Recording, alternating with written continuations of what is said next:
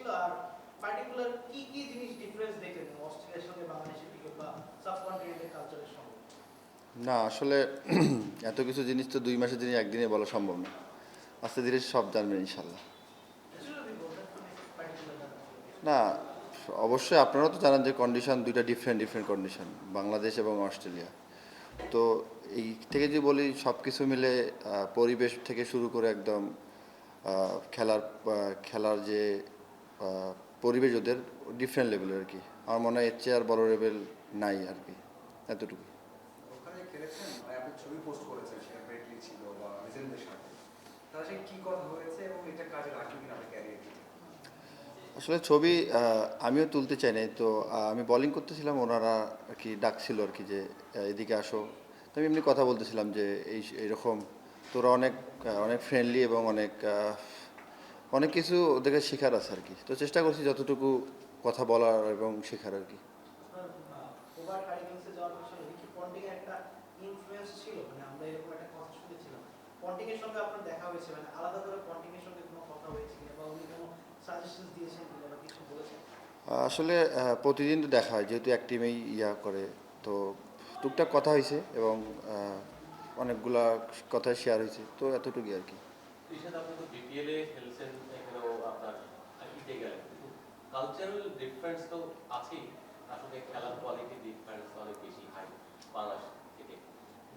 Other state আপনাদের facility, যে আমরা এখানে অনেক রকমই থাকে, কথা হয়, ওখানে কেমন দেখলেন? মানে ফ্যাসিলিটি বলতে অর্থনৈতিক থেকে, যে হোটেল মেটল থেকে শুরু করে ওখানে কিভাবে কি করতেন আপনারা, লিড করতেন? আসলে এগুলো তো সবাই জানে যে ওরা ডিফারেন্ট লেভেলের সব কিছুই আর কি।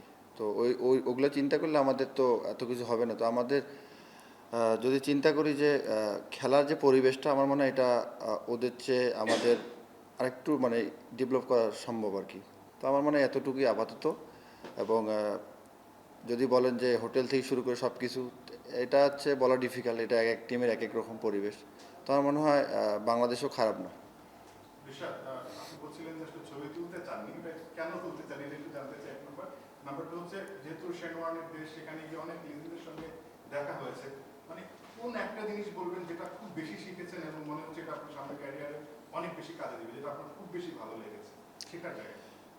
আমার কাছে মনে হয় যে ওরা অনেক বিনয়ী।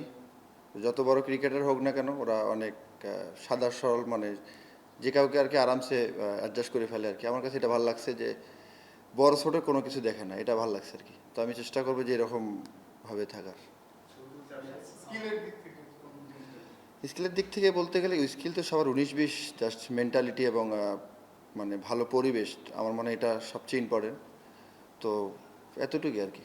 যে যে পারফরমেন্সটা করেছেন আপনি ওখানে, আপনি কি স্যাটিসফাইড কিনা? এবং প্রথম মৌসুম ছিল, প্রায় সব ম্যাচই খেলেছেন এবং বোলিংও তো আমাদের দেখেছি ভালো করেছেন, মানে আপনি স্যাটিসফাইড ছিলেন এবং আপনি শিখেছেন কিনা, মানে বোলিং এর ভিন্নতা কি? না, আমি তো স্যাটিসফাইড না, চ্যাম্পিয়ন হলে স্যাটিসফাইড হতাম। সবার জার্নিটা থেকে আপনার জার্নিটা একটু different. As a experience match পেতে না, আমি নিজে পার্সোনালি আপনাকে দেখেছি ম্যাচের পর ম্যাচ বসে থাকতে, ট্রেনিং করতে, সবাই দেখছে। মানে অ্যাজ এ এক্সপিরিয়েন্স বেঞ্চে বসে থাকা থেকে বিগ ব্যাশে যাওয়া, এই জার্নিটাকে আপনি কিভাবে দেখছেন? এবং আফটার সাকিব আল হাসান সেকেন্ড বাংলাদেশ হিসেবে বিগ ব্যাশ খেলতে গেলেন, মানে এই জিনিসটা আপনার কাছে কেমন লাগছে? আসলে যখন খেলতে পারতাম তখন ওটা আমার জন্য একটা লার্নিং ছিল। ওই সময়টা আমি অনেক কিছু এক্সপেরিমেন্ট করতে পারছি। তো আমার মনে হয় যে ওটা আমার জন্য সবচেয়ে বেস্ট সময় ছিল, যে আমি নিজেকে এক্সপেরিমেন্ট করতে পারছি এবং নিজেকে গড়ে তুলতে পারছি।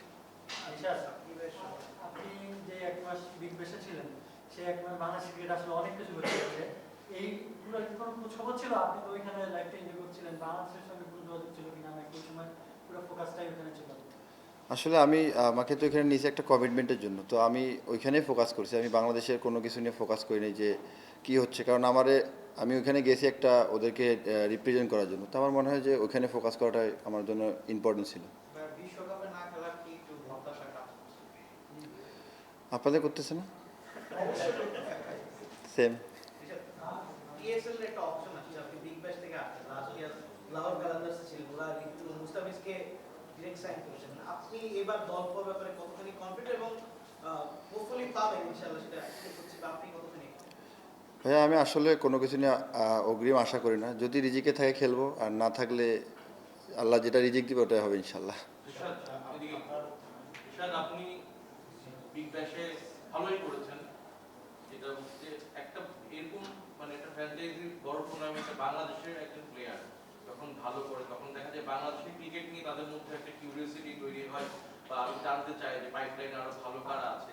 তো এরকম ওদের এন্ডের থেকে ধর কোনো প্লেয়ার্স এজেন্ট কিংবা অন্য আপনার ফ্র্যাঞ্চাইজি টিমমেটরা কেউ ওরা অন্য কোনো প্লেয়ার সম্পর্কে আগ্রহ প্রকাশ করেছে কিনা বা আপনি মনে করেন যে আপনার পারফরমেন্স নেক্সটে আরো অনেক একটা অপরচুনিটি ক্রিয়েট করে দিবে ফিউচার ফ্র্যাঞ্চাইজি ক্রিকেট? না, অবশ্যই ওরা জিজ্ঞাসা করতেছিল যে বাংলাদেশের তো অনেক ট্যালেন্টেড প্লেয়ার আছে, তো আহ, ওরা জিজ্ঞেস করে যে ওরা বাইরে খেলে না কেন এরকম। তো আমি বলতেছি যে অবশ্যই খেলবে, এখন সুযোগ আসলে অবশ্যই খেলবে। তো ওরা অনেক আগ্রহী যে যদি ওই সুযোগটা দিতে পারে আর কি, আমার মনে হয়। আপনার ব্যাটিংটা নিয়ে বোলিংটা নিয়ে তো কাজ করবেন বা করেছেন এখানে, ব্যাটিংটা নিয়ে আলাদা কি শিখলেন যে ওখানে ব্যাটিং ফ্রেন্ডলি থাকে কিনা বা ব্যাটসম্যান টিমসগুলো আসে? আর সেকেন্ড বিষয়টা হলো যে এই বিজনেস খেলার পরে আপনার নিজের কোন জায়গাটা আসলে ওইখানে তো বেশি ম্যাচে ব্যাটিং করার সুযোগ হয়নি, তো চেষ্টা করছি যে প্র্যাকটিসে যতটুকু নিজেকে রেডি রাখা যায়, যখন সুযোগ আসে কাজে লাগা। আর ইমপ্রুভের জায়গা বলতে গেলে ভাইয়া, ইমপ্রুভের জায়গা ইনশাল্লাহ মাঠে চেষ্টা করবো দেওয়ার। সব কিছু তো আর সব কিছু সামনে বলার উচিত না আর কি। থ্যাংক ইউ ভাই। Last question. আপনার পুকুর আসার পেছনে হাজরু সিং এর একটা অনেক বড় ছোট ভূমিকা আছে বলতে গেলে। ওনার সঙ্গে আপনার দেখা হয়েছে অস্ট্রেলিয়াতে, ওনার সঙ্গে কোনো পার্টিকুলার কোনো কথা হয়েছে বা উনি কিছু বলেছেন? আসলে দেখা হয়েছে অবশ্যই, হ্যাঁ, এটা আপনারা মনে হয় জানেন।